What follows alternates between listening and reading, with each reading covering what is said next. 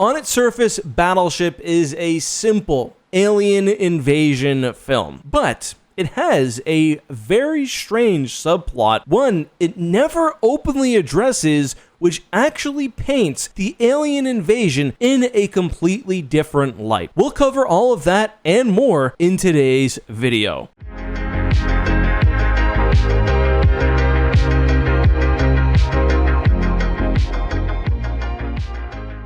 Before we begin, this was a long video and it would not have been possible without Hungry Minds and their book, The Ultimate Guide to Rebuilding a Civilization. I've mentioned this product a couple of times on the show. It's actually perfect for these alien invasion videos because, as the name would suggest, The Ultimate Guide to Rebuilding a Civilization has 400 pages across 180 topics, all about humanity's greatest achievements. And I mean, listen, the topic is obviously a lot of fun and very cool, but what pushes it over the edge is all of the hand-drawn art, which is just so nice to see in the era of AI slop. So right now, you can check out the book for 10% off. If you want to support the channel, you can use the link down in the description, and you can get 10% off by using the code Star Wars. They obviously know where my bread and butter is. If you're into unique gifts, premium books, or just love going down rabbit holes, this one is for you. Who are you? I'm Cal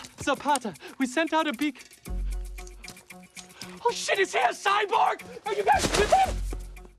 Hey guys, this is Justin. Hello and welcome to another video. So we are today continuing our Alien Invasion series. There have been so many fun alien attack movies and we're covering as many as we can. As with last time, if this video gets 100,000 views, we will cover the top comment. But let's be honest, we'll probably do it either way. Last time it was War Machine. Before that, Skyline, War of the Worlds, Battle Los Angeles, and I think more. I'm gonna make a playlist that you can check out if you're interested. Anyway, let's break down how the alien invasion in Battleship plays out before looking at the hidden meaning. In 2005, humanity discovers an Earth-like Goldilocks planet. It orbits the star Glaiis and is named by humanity Planet G. As a note, this does mirror real discoveries of potential Earth-like planets in that same system in our real world. In 2006, humanity sends a transmission through the powerful Beacon Project, which obviously gets someone's attention. In 2012, 5 alien vessels are discovered at the very last minute to have been approaching Earth, and this is the first point I want to jump on. In real life, Planet G's system exists over 20 light years away. Even if the aliens have faster than light travel, unless they're also time travelers, there is no way that signal could have traveled to them, and certainly not long enough for them to receive it and travel back. The thing is, the Glaiis system is actually very, very close to Earth in space terms, so perhaps this is simply a plot hole in the movie, perhaps the aliens are from the future, or maybe they have some advanced listening device which doesn't necessarily abide by the laws of ordinary physics. It does seem like their ships may be coming out of some sort of hyperspace when they approach Earth, and that would also explain why they weren't detected until the very last minute, but it probably would have been easier to do it Contact style, where the aliens find Earth through some other method. That intro scene to that movie is sick, by the way. I've also covered Contact, the book, not the movie, in a prior video. But you know, I will come back to this apparent plot hole at the end of the video because there is an interesting explanation which does make some sense. Anyway, as the alien craft approach Earth, one is destroyed when it collides with a satellite. Bits of this ship are spread across the Earth, with the largest portion hitting Hong Kong. As an aside, it takes out the Bank of China Tower, which is one of my favorite Asian skyscrapers. Over 25,000 people are killed in this early accidental volley. It's later discovered that this is the alien communication vessel, or at least that's what humanity believes. Fortunately for humanity, or perhaps unfortunately, as we'll discuss later, the remaining 4 alien ships land in the Pacific Ocean, proximate to not only the command station for Project Beacon, but also the 2012 RIMPAC Navy Joint International War Games. The War Games are fully in progress when the ships crash, and Admiral Shane, currently in command of a 16-nation joint task force, sends a trio of destroyers to check out the crash zone. These are the Miyoko, a Japanese Kongo-class missile destroyer, as well as the USS John Paul Jones and USS Sampson Arleigh Burke-class missile destroyers. Eventually, the ships come across an unreadable anomaly in the water. A small boat is dispatched to check it out, and upon contact, a massive force field is generated, isolating those 3 ships as well as a portion of Hawaii from the rest of the world, including all of the active naval assets in the area. The wall is not only physical, but ships inside lose access to radar and communication and also experience electronic disruption. Shortly after, 3 alien vessels appear, and immediately these are obviously not fully robotic, and we can even see a viewport. The human vessels respond to the appearance with a warning horn, and shortly after, the aliens employ what appears to be a sonic weapon. Some of you have started typing. Hold on. With electronics further disrupted and some physical damage to the ship, humanity fires a warning shot. The aliens respond with a salvo of their own, and from that point on, the fight essentially is on. We'll take a second to look at the alien weapons because they are quite interesting. Obviously, they resemble the pegs of the game Battleship, which I thought was a fun and clever little twist, but they have some strange pulse effects. I can't tell whether it was meant to be gravity manipulation or just forces going back and forth, but they're quite powerful. The close-in weapon systems of the destroyer are able to stop some of the projectiles, but as the fight progresses, the alien power is overwhelming and easily able to destroy the USS Sampson and the Miyoko. The John Paul Jones, still damaged from that first alien barrage, calls off the attack, picks up survivors, and lives to fight another day. Nearby, the Hawaiian Navy base is attacked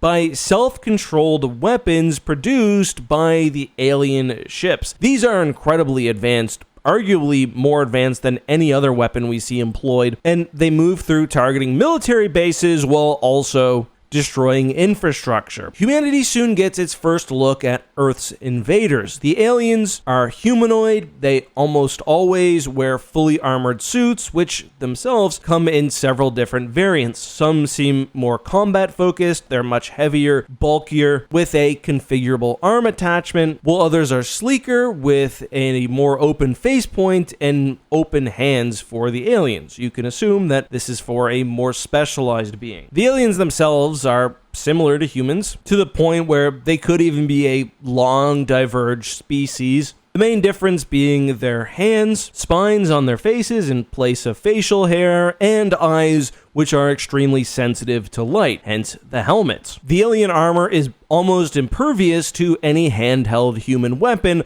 although we do see it is easily annihilated by the destroyer's 5-inch cannons. The remaining destroyer, having picked up some of the Japanese crew, uses its reprieve to attempt to hunt down the alien craft which have dispersed. This is the battleship segment of the movie, and we see that the destroyer's vertically launched munitions are more than enough to disable an alien craft with even a single shot. However, at the same point, the destroyer receives a communication from the human relay. We learn that the aliens have landed forces in the area, and it's believed that they're trying to use the relay and the satellite in orbit to make up for the loss of their communication ship and presumably to call for help. Whether this was the plan all along, who knows? They were always landing in Hawaii, at least that's how it seems, so maybe something else was going on. Either way, the clock was ticking as the satellite would be in the correct position in several hours. The destroyer, in the process of moving in range, fights another alien vessel, gaining the upper hand by sniping out the viewport, exposing the aliens within to the bright sun. However, although the destroyer does come out of the initial fight victorious, it is eliminated itself by those self-propelled balls. The survivors of the John Paul Jones, alongside the help of Navy veterans present for the war games,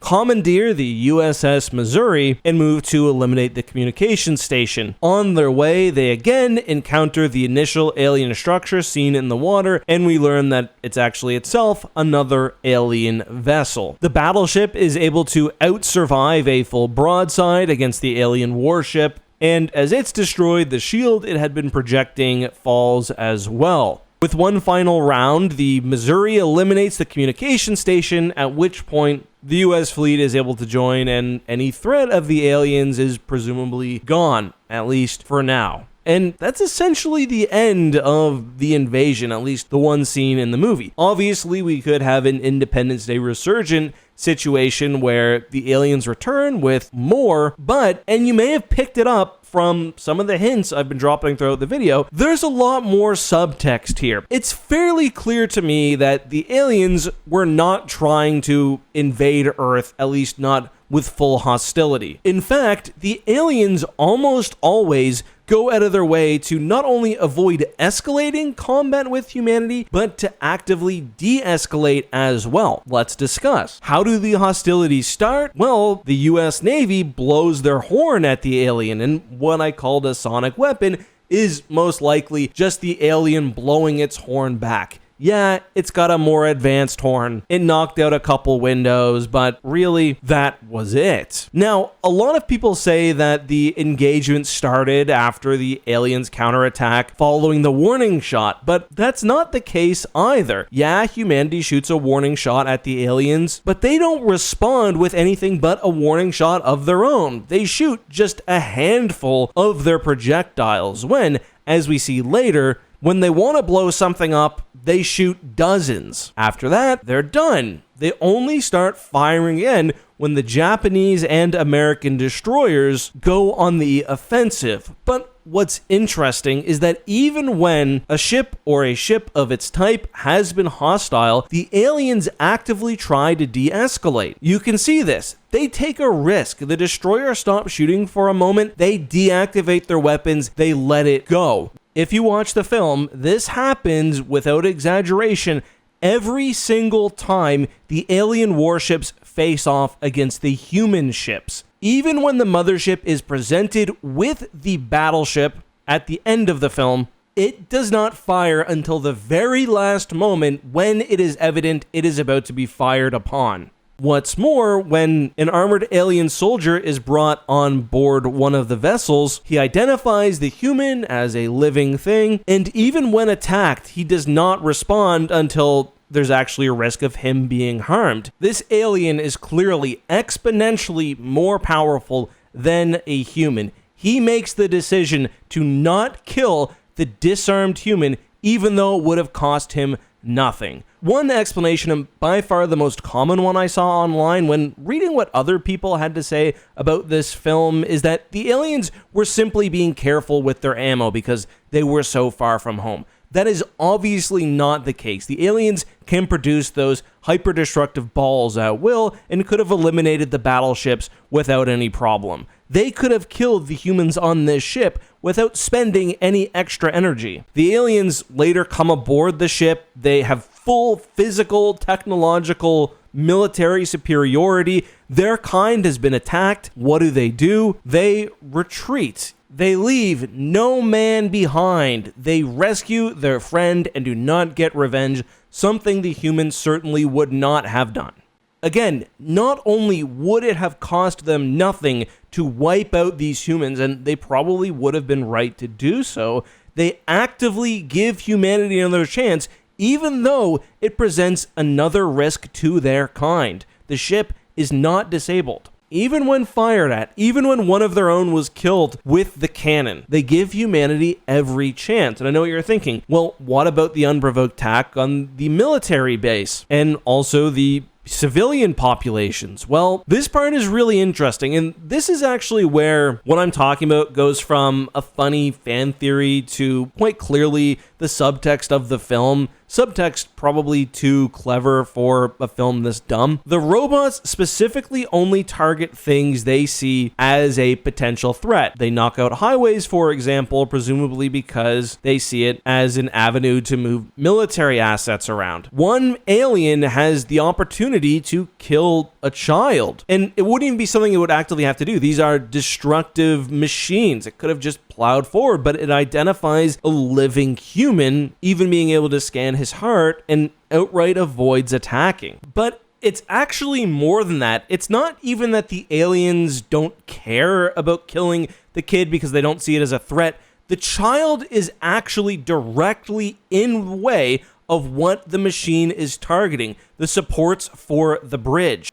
It makes the conscious effort to go around. The way I see it at this point is that the aliens came down. They realized humanity was not going to give them a chance to talk, so they eliminate anything which could potentially hurt them, because humanity definitely does have that ability, while still trying to avoid casualties as much as possible. We see on various other occasions, even the brutish-looking aliens do not attack and never kill unprovoked. Not once, in fact. Even when they're on the remaining warship, they simply try to take out anything that will allow it to harm them, looking at the ship's systems and avoiding casualties. And this is where we have to move from what is explicitly presented in the film to a bit of theory. I don't think the aliens were trying to call home. They were always headed to that one communication station on Earth. I think instead they were going to use that to talk to humanity. I think it's very clear when you watch the film, the aliens are not the creatures from Independence Day. They're not just pure evil looking to conquer. I think they were trying to talk, and they were making every effort to do so while defending themselves as carefully as possible. And you know what? There is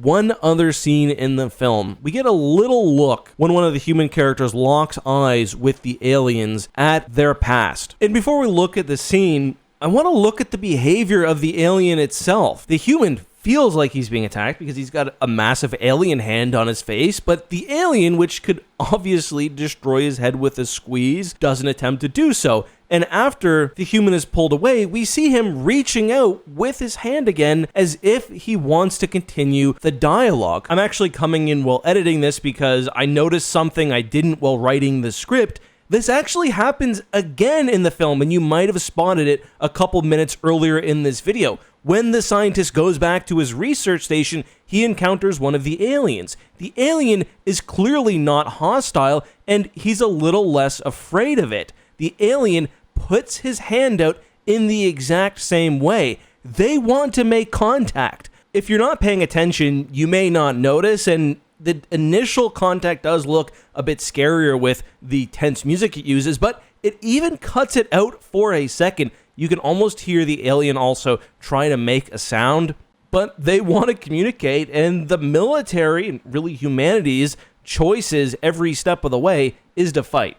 But anyway, I do want to go back to the vision itself. What we see is destruction and war, but I think that's purposefully misleading. I don't think this is the conquest of the alien species we are seeing. I think it's the horrors the aliens have suffered. Maybe it's a warning. Maybe it's a message. We are coming as survivors. Maybe this is all that's left of this species. And I mean, even the alien craft, which seem to be carpet bombing a planet, don't really look like the ones employed by the aliens attacking Earth. And I just watched it in slow motion. It almost looks like we see one of the alien craft from this movie escaping the carpet bombing at the last minute as the planet is being destroyed by what must be a separate alien force. And that takes us to maybe the even darker potential theory for this film.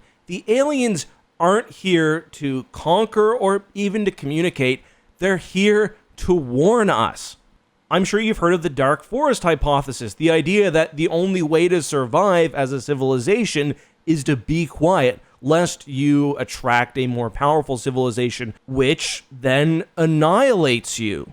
Well, the movie starts with the revelation that humanity has just lit a beacon. What if that's what the aliens are trying to stop? That's why they're so focused and why they honed in on this communications relay. And the crazy thing is, that also solves one of the plot holes I pointed out early on. The aliens are not time travelers coming from a place where the signal hadn't even reached.